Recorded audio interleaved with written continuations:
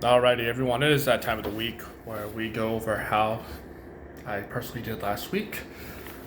Straight up 10-4. I only 8 of 14 on the over unders. Gotta work on that.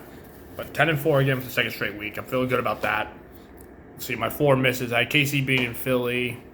I had Seattle beating the Rams. I had the Chargers beating Green Bay, and I had Washington beating the Giants. I guess none of those were a huge surprise. Green Bay, I didn't really check the weather forecast. If it was cold, then yeah, but I don't really think that's much of an excuse. I think it's just let's go for my weekly rant about the Chargers. Stop wasting Herbert's career and fire Coach Sterling. Got it? Should be that simple. Also, congrats to Pitt fans out there on firing Matt Canada finally. You guys were more successful than Oakland Athletic fans when it comes to your feelings. You know what I'm talking about. But anyhow, instead of talking about last week's victories and losses, let's go right into this week's. I will try to actually make a college football video again this week just because it is rivalry week, so got some good ones there for that. End out the regular season before conference championships and stuff start to take form. I know it's weird at this point of the year and there hasn't been any real major upsets, I feel like. Also, say hi to Ollie. Ollie, say hi, buddy. I saw this cat loves me, despite the grumpy face. So,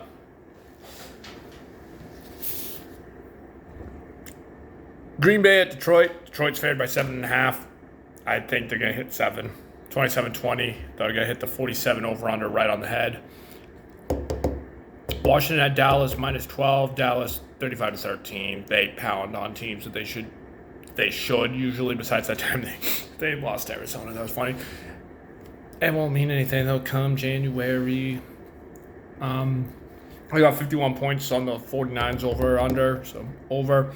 San Fran minus 7 at Seattle.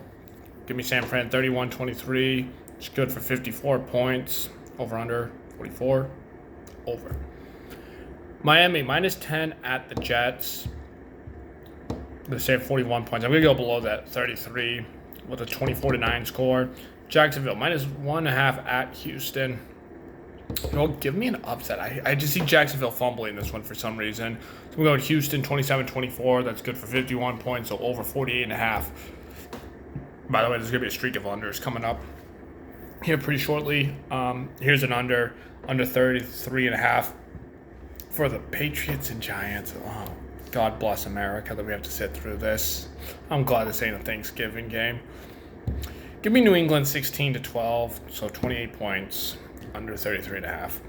Pitt minus 1 at Cincy. I'm going to go with Pitt on this one. I think they're going to feel good being under the oppression of Canada being gone. At Cincy, they're going to be licking their wounds for a bit. R.I.P. Pulls legs of my Super Bowl prediction at the beginning of the year. I had Cincy beating Minnesota. Yeah. But yeah, give me Pitt 21-17. That's good for 38, over 34.5. Tampa at Indy. They're seeing 44 points scored. I got it 21-13 Tampa. So under. Yeah, this is the start of that under streak, by the way. New Orleans at Atlanta minus 1. Actually, I'm going to take New Orleans by 1, 21-20, 41 points, just under that 42. Cleveland at Denver minus 1.5. I got Denver 21-10, good for 31 points. The over-under's 35. The Rams at Arizona. Arizona's favored by 1. I don't see it. Give me the Rams 24-13. The over-under on that is 44.5. KC minus 8.5 against Vegas. They're saying 43 points. I think it's going to be low scoring. 24-16. That's the end of the roll, actually, for unders.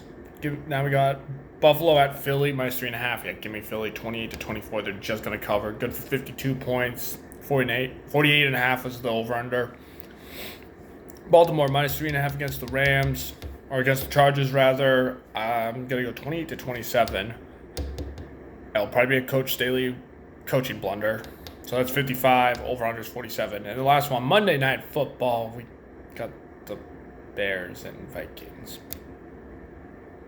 Minus 3.5 with the Vikings.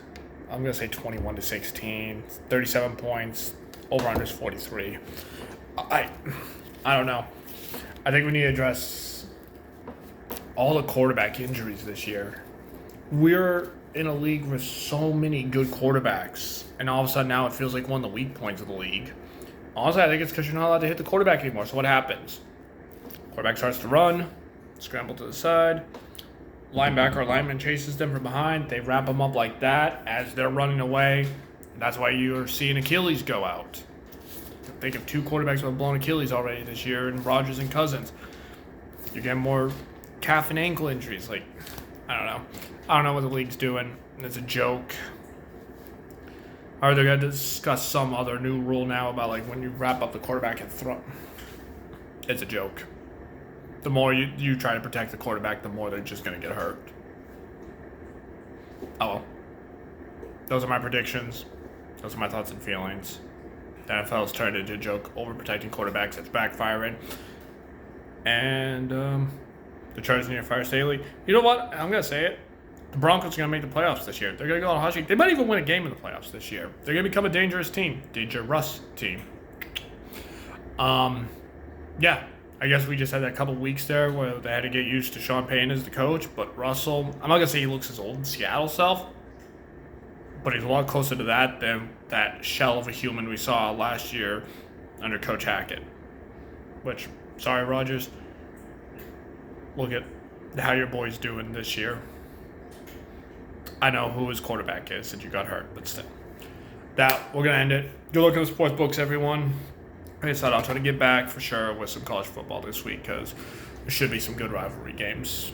And then we got the conference games and stuff. It'll really start to heat up. So, yeah. Good luck.